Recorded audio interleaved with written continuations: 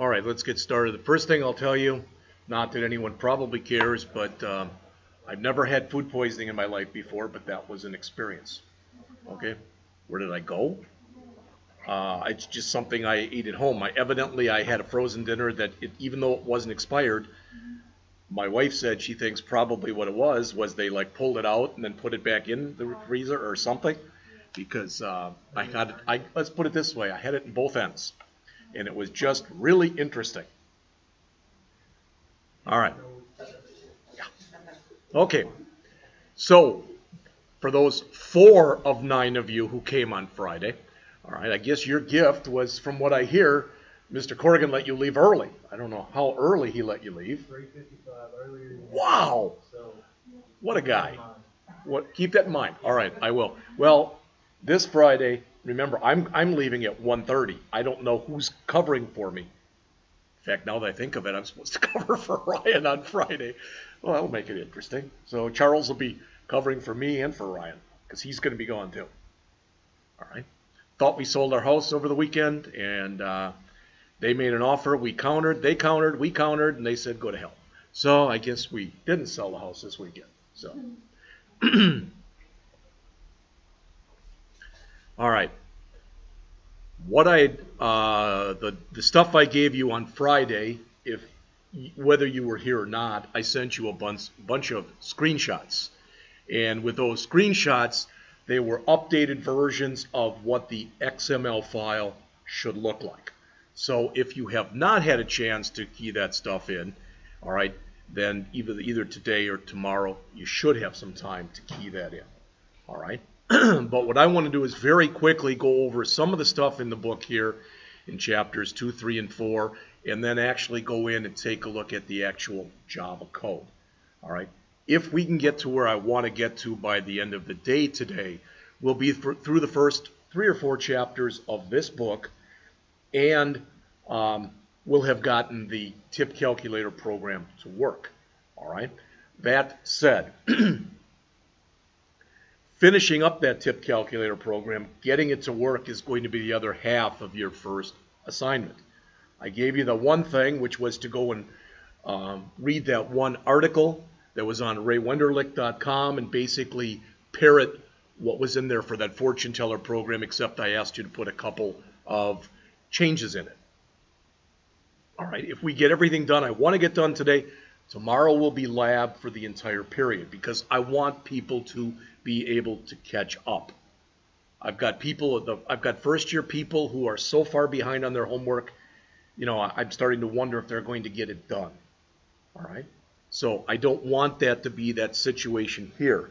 Then on Wednesday, we are going to go, and we're just going to go on from here. We will do a BMI calculator. All right? What I'm hoping is we can put some stuff into it that I don't even have in the one that I've done. But we'll see how it works, all right? A lot of it will be on my schedule, your schedule, etc. And then what we don't finish of that on Wednesday, we'll finish up on Thursday, all right? And then Friday will end up being lab the entire period. Now that said, I hope that, well, he won't be here much Friday anyway, so I'm not going to come, all right? Because I was waiting for Charles to ask me if that was a regular thing with a lot of people missing like that. But then I realized he has the ability to go through all my stuff, so he looked through everybody's attendance records. He knows exactly where all of you stand. All right, so, all right. Remember, this chapter went through Eclipse. That's not what's important. The Eclipse stuff that was in here is not important. And just so you know, somebody had asked me, what about the Kotlin stuff?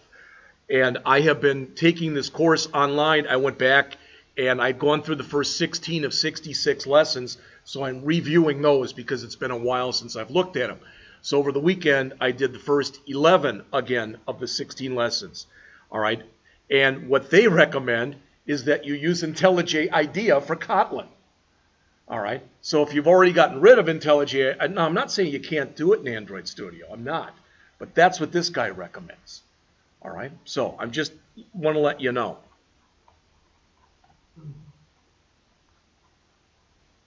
Was the screenshots, is that all just This basically it was. Yes.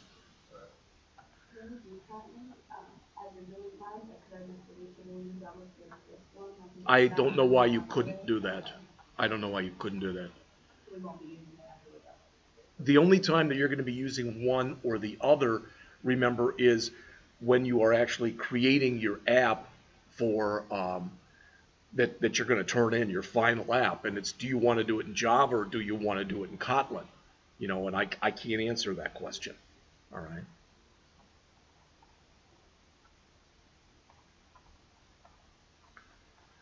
Yeah, so they went through a lot of stuff in here. Let me just say that there are articles. It's interesting because I found this article. I get sent all these different publications, and I was reading this article late last week where it was entitled, Eclipse is Still the Best.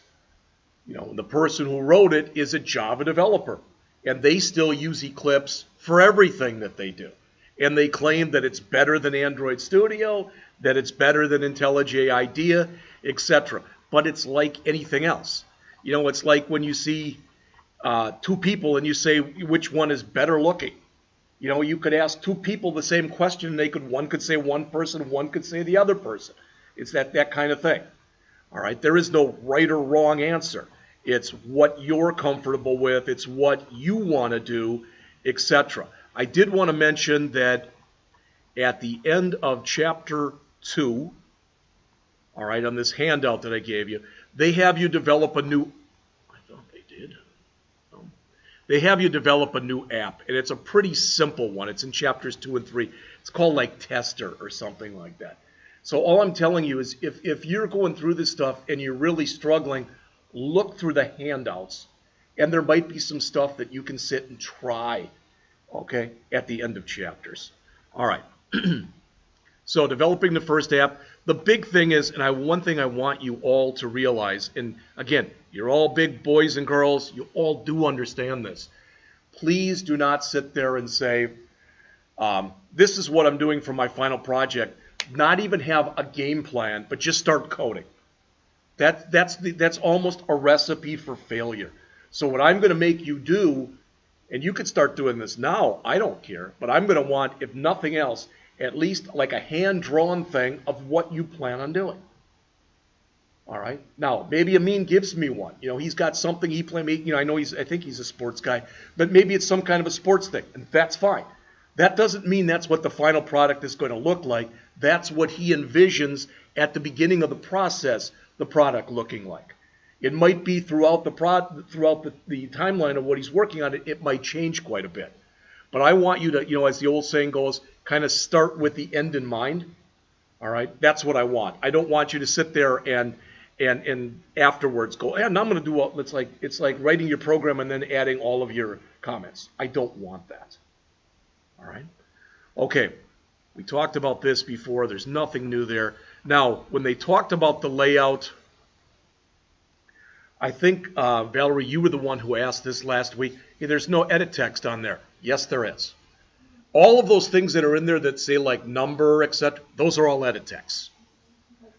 And you can literally put in just one that's called edit text, but I think to do that, you have to do it literally inside of the XML. All right, so you can do it like that. All right. This is the way it used to look, but it looks so different now. All right, the way that this is all set up. And again, this is shown, I believe, in Eclipse. And since we're using Android Studio, it's not going to look exactly like that. And even if it is Android Studio, it's an older version. So it's not looking like that anymore. All right, whether it's better or not, that's for you to decide.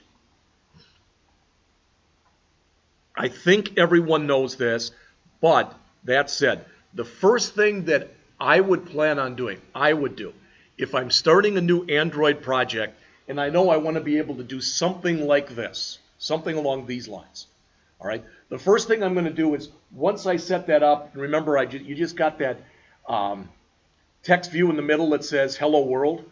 Even before I remove that, I'm going to go into my XML file, and I'm going to change the layout to a relative layout.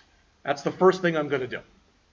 Because that basically allows you to kind of put things almost where you want them to go. But if you leave it the default layout, stuff's going to get shot all over the place. I can almost guarantee you're not going to like it. Okay? The other thing that we're going to do is I'm going to literally show you a picture when we go through in a few days or a couple days and we start on the BMI app of what I want it to look like. Now, that's no guarantee that that's exactly what it's going to look like, but at least, as I said, I'm starting with the end in mind. So I've got some kind of an idea of what I'm expecting this thing to look like when it's done. All right. You know, or I think you know by now, that it's up to you. So if you want to go and add, these are referred to as widgets. If you want to add a widget at any time, there's two ways you can do it. You can just go and drag it out, all right, which most people do. They find that the easiest way. Or you can literally go to your XML file and create it in there. You know, you can just start with nothing and put in the tag. You can do that. Now, the recommendation is that you don't do that because then you have to add all of the default attributes yourself. All right. Whereas if you drag it down, a lot of the default things are going to be added in there for you. All right. But again, you've got to do it the way that you think is easiest for you to understand. That's the key thing here. All right. Is your own understanding of it.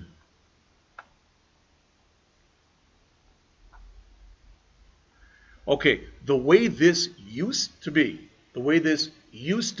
all right, was that when you did stuff, and they talk about displaying text, that's not even that important, but when you created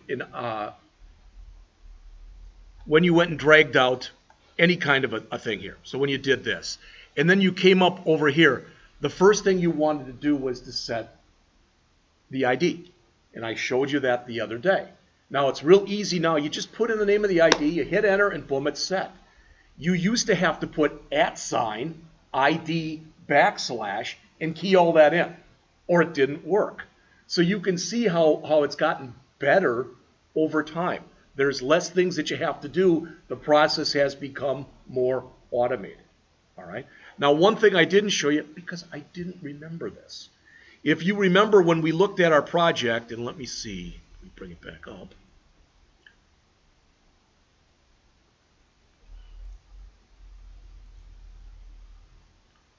There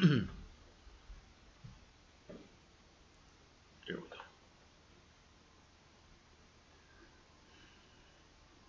All right, so there's what it looks like right now, right? Okay, so we come over here, and for example, this thing that says bill amount, I'm going to click on that, okay? And you can see how it says @string bill amount. Everybody can see that, right? We also learn how you can click over here on the ellipsis. You learned this last time. If it'll let me. You click on the ellipsis, all right? And once it comes up, if you look up here, what we had done before is we clicked this add new resource, right? And then we went to new string value and we filled it in. Well, if you remember, one of the things that I asked you to do last time was to go in first and fill in this file. And you might have thought that's a real pain to do it that way, because you put that in, then you have to type in @string / and no, you don't. All right? Because if you do this, and let me show you, because I'm hoping that this works, and if it doesn't, I'll just have to go back and redo it. But when I come back here, I want this to say bill amount. All right? Right now, I'm going to remove what's there. So it's bill amount label. So somebody please remember that for me. All right, so now there's nothing there. Everybody agree? I've removed it. But if I click the ellipsis, over here, I should be able to find, when I look, bill amount label. If I just click right there, it fills it in for me. Now, you might have discovered that yourself, or you might accidentally, or you might have read it in the book, or whatever. I forgot about it. But that's another way that you can do it. So it's good or it's bad depending upon your point of view, but whether it's strings or whatever, there are multiple ways of doing the same thing. And there's nothing that even says, well, can I create one string doing this and another? You can do it any way you want to do it. All right? But from now on, I will expect that every project that you do, including the one that you're doing from that handout, that fortune teller, this one, everything, you will have the strings.xml will have all of your strings in it. I don't think that's asking too much. I'm just asking you to do it the right way from the get-go. That's all. All right? No. Before, I mean, that's a good point, but before, it's like when I said to you how I read this article on how this guy said that Eclipse is the best. Well, why do you think he thinks it's the best? Because it's the first one he learned. And he might think, well, I've used it for years. Now I've got here and I've looked at it at Android Studio and I've tried it twice. Which one do you think he'd like more? It's whatever one you've got a comfort level with. I mean, if one of you says, I'm just really struggling with this Android Studio junk, and I looked in the book and I even downloaded Eclipse, then do it. You can run these things whether it's Eclipse or Android Studio. If you did all of your projects in Eclipse, I could import them into Android Studio and run them. All right, and you can go the other way as well. All right, so there's a lot of software to do a lot of that stuff for you. All right. Remember, and again, I know this is review, but I just want to make sure you know this, that what we call a label in here is called a text view. What we call a text box in here is called an edit text. All right? And I'm going to tell you this because, there's no more fun to me in the world as far as people to make fun of than making fun of yourself. All right? So I'm going to do that right now.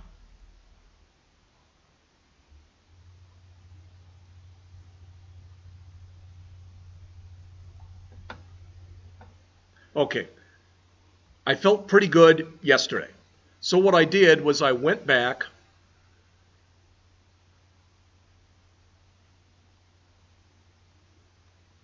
wherever it is, I guess it's up here. I went back and I watched, I went back and it's in here someplace. I went back though and I watched those 5 lectures that I had done earlier on the BMI, because that's the one we're going to do Wednesday. I thought, well, there's nothing wrong with stealing my own code and stuff. My God, those lectures suck, by and large. I mean, there are times when there was something just didn't work. And instead of being smart enough to pause it, I just sat there and kept trying things. And a lot of times, no matter what, I didn't get it to work. So there's like 10 or 15 minutes of me trying to get stuff to work when it wouldn't work. All right? So I wouldn't recommend watching those. That said, I mean, it's always your call. All right. Now, one thing we didn't talk much about yet are some of these parameters for actually laying the stuff out. When you get done with this particular project, it's going to look nice. Not great, but it'll look nice if you use the same XML stuff that I gave you.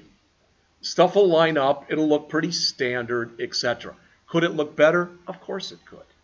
All right, but we have not yet talked about a lot of those parameters as far as aligning things. We will get to those in other chapters. So if you don't understand all of that yet, I wouldn't let that worry you one way or the other. All right. They talk in here again about using the string file, etc. I'm not going to say that anymore. What they show in this book, again, is not exactly the way that we do it anymore, but the ideas are at least similar. All right. I mentioned this to you before, and I guess I might have been wrong in what I told you, because I believe that these country codes, like the one they show right there where the mouse is, I think for Spain, I think it's just ES. I don't think it's 3. I think they're all 2 characters. The point is, if you were going to write an international application, you could take your strings file, and for every language that you knew, you could make a copy of it and change it for that language. All right? Yeah, not just GitHub. You can just Google it and you can get it. It's also on developer.android.com. Yeah. See, and when I started this, there were like 8. So you can see, you know what I mean? But they estimate that there's more than 2, what is it? I don't know what it was. Literally, it's like 10% of the world are working with Android apps. All right. And I mean, even in the creation of them, there's so many people that are doing things that they're just not, until they go and submit something, they don't know. And there are over 2 billion apps, supposedly, that have been downloaded since this has started. So, like, again, it's not going away. It's a way that if, Dominic graduates and says, I kind of like this, but I'd really rather just hang out my own shingle and do my own thing. You could make a living doing that. Now, that said, you have to make a product that people want. But if you can come up with a product that people want, and you can find some way to advertise it, you could make a pretty good living on that. You could. All right, so the next thing they talk about in here, this is what I want to mention, is they talk about common properties. All right, now I'm going to do something. I'll probably regret that I'm doing this, but I'm going to do it anyway. I'd like you to look on the screen if you would, please. I'm going to go back up to here, and what I'm going to do is I'm going to go down, and I'm going to find in here a text view. And I'm just going to drag it down here. Okay? Everybody sees that. There's my text view. There's nothing big about that. But do you see right here where it says wrap content? Everybody see that? All right, I'm going to change the width on that to match parent. Can you see what happened? When you do wrap content, what you're saying is only use the amount of room you need for whatever it is you have. It's saying be totally non-greedy. But on the other hand, when you say match parent, you're saying be greedy. So notice if I go now to the height and I do a match parent, see what that did? It's not what I want, but you get the idea. It'll do whatever it can. It tries to take as much room as it possibly can. The reason I'm telling you that, when on Wednesday, when we do our app for BMI, we're going to start with one of these. And so the parents, the relative layout. Pardon? The parents, the relative layout in this case. Yes. But what we're going to do is this is going to go up on top, and that's going to be our title, something like BMI calculator. All right, so we'll set that, and then after we set that, we'll look at the text properties so you know how to bold. We'll look at the text properties so you know how to make the text bigger. All right, then we'll go and we'll add a couple of our own colors into the colors the colors.xml file, and we'll use those in there. All right.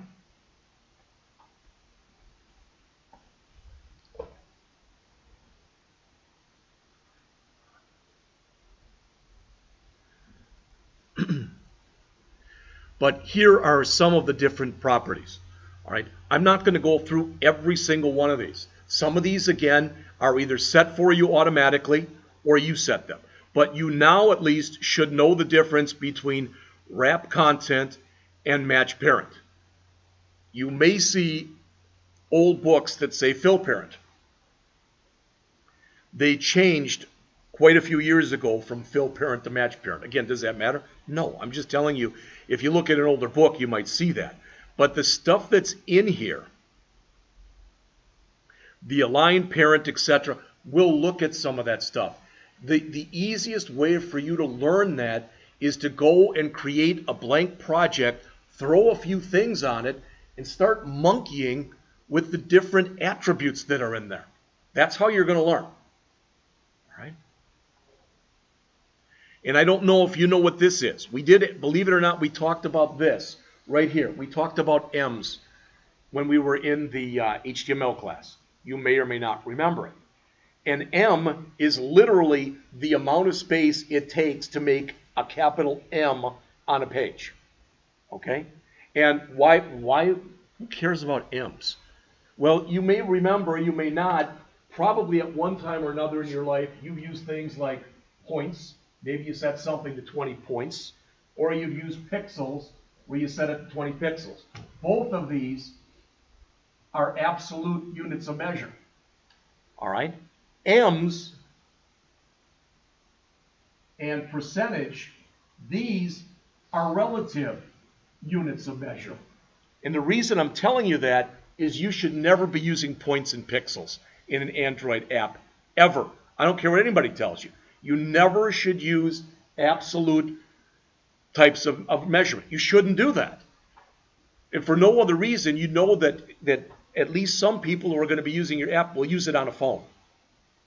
All right? You want it to be relative. You want it to scale. All right? And if you remember, we talked about DPs and SPs last week. So I mentioned if you said 20 DP or you said 20 SP. And this stands for density pixel. And this stands for scalable pixel. All right? And we're going to get into those in just a couple minutes. All right? In fact, I think, what did they say in the text? There you go. Text size, 20 SP. You use the scalable pixels always with text.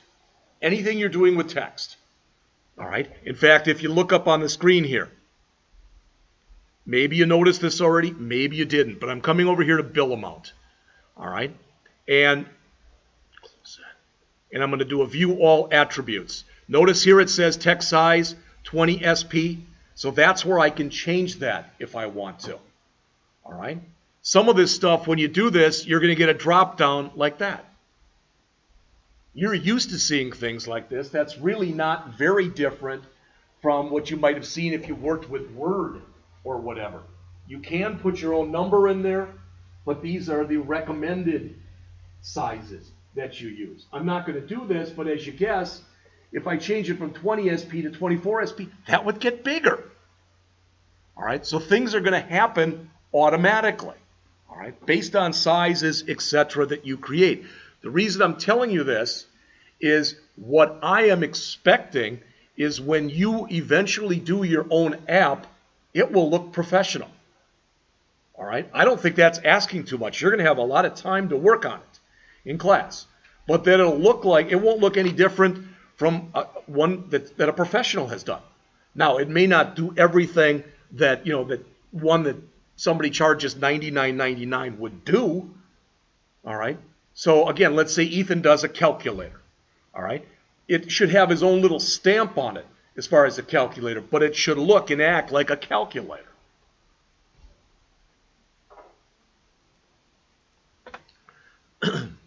Again, there's the DP and the SP. Okay. All right.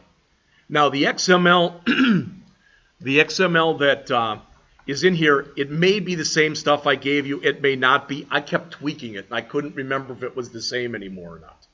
All right. But the idea is when you start taking a look at it, first of all, if you look at this, and I don't expect you to remember any of this, but I just want to throw some terminology at you. All right. This right here, believe it or not, this whole thing that starts here and, well, I guess it's right here. This is called an XML namespace. The XML namespace for Android is right there. That's what they're showing you. Do you need that? It probably will work fine without it. All right? But, probably means that it might not, too. The XML namespace for tools is right here. So it's letting you know where that stuff is. All right? Then, with the width and the height, almost always, all right, you're going to see this, the layout width and the layout height probably is going to be a match parent. Basically, it is saying, yeah, this is going to be relative, have it take up as much as it can. Notice padding 10 DP. I believe that says by default 10 DPs of padding all the way around. Top, right, bottom, left. All right. Then we've got a text view. The order in which you put these things, just so you know, the order in which you put these things does not matter. So if I wanted to do the bold one and have that at the beginning, it wouldn't matter. All right? So what do we have here? Our ID, the way we want the width, the way we want the height, the amount of padding. All right, what the text will be, we're saying we're getting it from our strings.xml file, the size of that text, and that we want it bold. And please look up on the screen because you have to see this and you have to understand this. Every one of these things, these are self-closing tags. That's the end of the tag. All right. If for some reason you remove it, the system isn't smart enough to know, oh, there should be a tag there because you're starting a new one. I mean, weird things can happen. It'll try to work with what you have. All right. But if you screw it up, you're going to have to fix it. And typically, if I go in and I start to create a brand new tag, so if I come in here and I type in text view, I'm not sure the way this editor works, but I know the one I used to use would automatically, at the end, just put that in there. All right, I don't remember if it does that anymore or not, but if it doesn't, you're responsible for doing it. All right. Then, as you can see, there is an edit text in there. All right. You'll notice it's got some margin in there. And then you've got some different layout stuff. Notice this. It's got to right of. That's literally what it means. Put this to the right of that. So that would make sense that we would want the actual edit text for the bill amount to go to the right of the actual label or text view for the bill amount. All right. Now, I'm not going to spend a lot of time on this, but they do a fairly good job of explaining much of it right here. All right, on the previous page. Okay. And again, am I right in assuming this line right here, request focus, am I right in assuming you all know what that means? That when the program starts, that's the field that should have the cursor in it? Okay.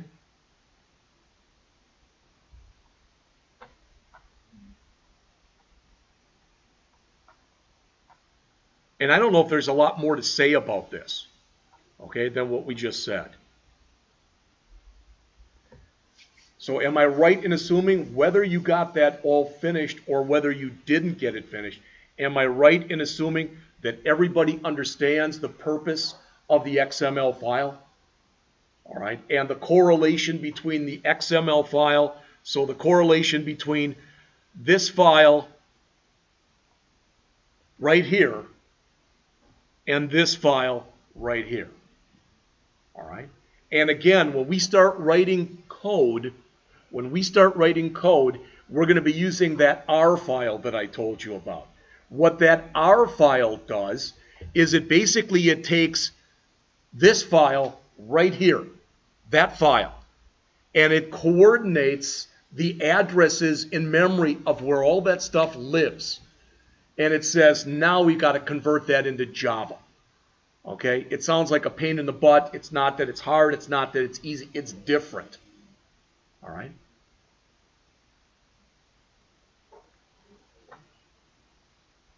All right, so I asked, and the other thing I should mention was this file. I had you add that file. And the file is called dimens.xml. Dimens has your different dimensions in it. That's what dimens is short for. All right, and it says that our default horizontal margin will be 16p, and our default vertical margin will be 16p. You can add as much stuff in there as you want to, need to, have to add. All right. There are other XML files that you can add as well. All right. We'll get into some of them as we go on in here. So we've gone over our XML file, and we talked about the XML part, and we showed it in design mode. We've talked just for a second about the dimens file. We've also talked about the strings.xml file. So and I showed you 2 or 3 different ways to incorporate the values from that file.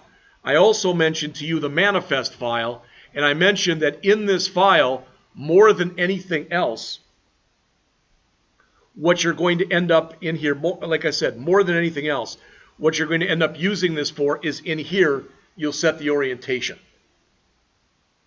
By and large, almost everything that's in this file, can be set in other files. All right, so now I want to jump into here, okay? And this is our, oops, I don't want that. Maybe that, there you go. Okay. I want you to bring up your tip calculator activity.java file, and I want you to tell me, is this what yours looks like? Because I was checking with it before, and I tried to restore it to where it was. And I think it's right, but I wanted to double check to be sure. God bless.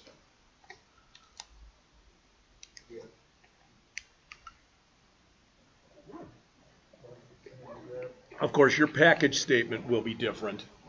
All right, but other than that, it should be the same. All right? Okay, a couple things that are in here. Just so you know, the first two, I'm not going to do this, but that said, I believe we could literally get rid of this. I'm not going to do it, and I don't want you to do it. Notice it says in there V7. This is kind of like the fix that when you have to put in a fix for IE6 and IE7 and IE8, that's kind of what this is. This is to make sure that version 7 and below work with whatever it is you're working with. But I believe we chose version 8 as our default, so we probably could get away without even having that in there. I'm not going to. I'm just going to leave it the heck alone. All right? Virtually every Android app needs this. It's just got a bunch of built-in files that you need, and it stands for Android Operating System Bundle. All right, that's what that one means. All right, then we have this public class tip calculator activity extends app compat activity. All right, if you want to, it doesn't matter. We could always put these on different lines, etc. But it really and truly doesn't matter. All right, the point is this: you know from our Java talk what that means right there. All right, you know that. Okay, you know that it means inheritance. That there is a superclass or parent class called app compat activity that this one is inheriting from. Okay, all right. Also, if you look at this, what we are saying here is this thing that's called OnCreate. All right, we want to override. We want to do an override on what would happen normally. Okay, now that may or may not make sense, but we're going to look at some of the stuff with this. I'm going to bop back and forth between writing code, all right, between writing code and looking at what's in the book.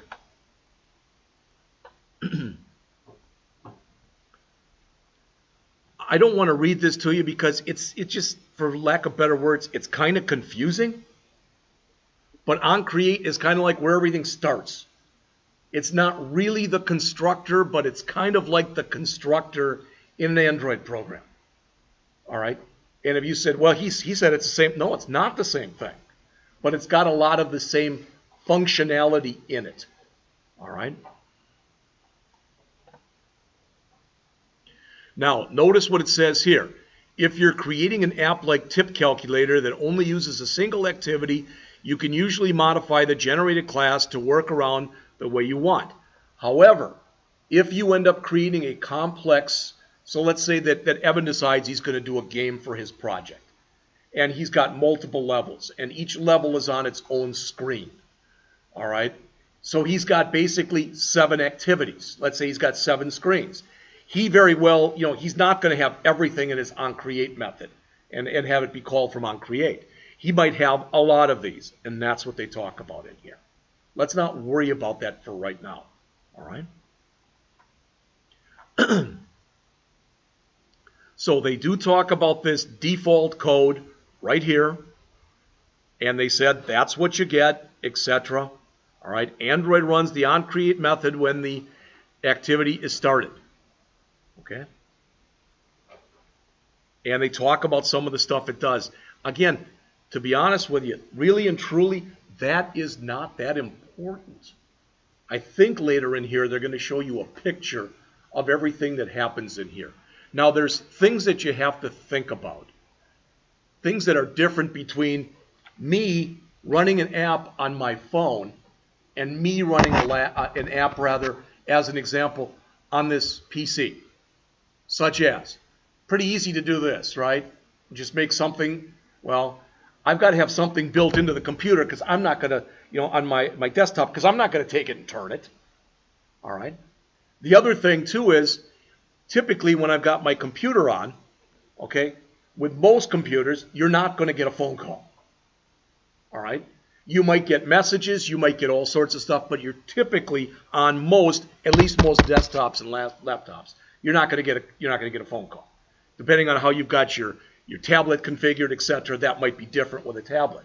All right, but the point is, what you have to do, at least sometimes, when you are working with a tablet, but even more so with a phone, is you have to suspend something that's happening. If I'm playing a game, and if I'm playing this Space Invaders game. Yeah, I'm dating myself. So I'm playing this old-fashioned Space Invaders game, and my phone rings. What's going to happen when I answer it? Depends on how that program has been set up.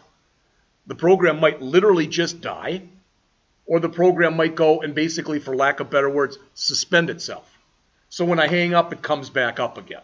So there's all sorts of things I have to worry about here that I may or may not have to worry about, all right, in a non-mobile device. Okay? All right, so kind of keep that in mind as we start talking. I mentioned this file here before. You're going to see it in just a minute, this R file. So when we go in and when we created all of this stuff that I mentioned to you before, when we created everything that's in here, okay, somehow the system has to have a way to take XML and convert it into Java, for lack of better words. That's what this R file is responsible for doing. Now, I'm giving it to you generally. I do understand how it works, but in general, that's what's happening. All right? So the way you typically do this, and they give you this here on page 95. Now, they say typically you import the classes that you need for your widgets. We can do that.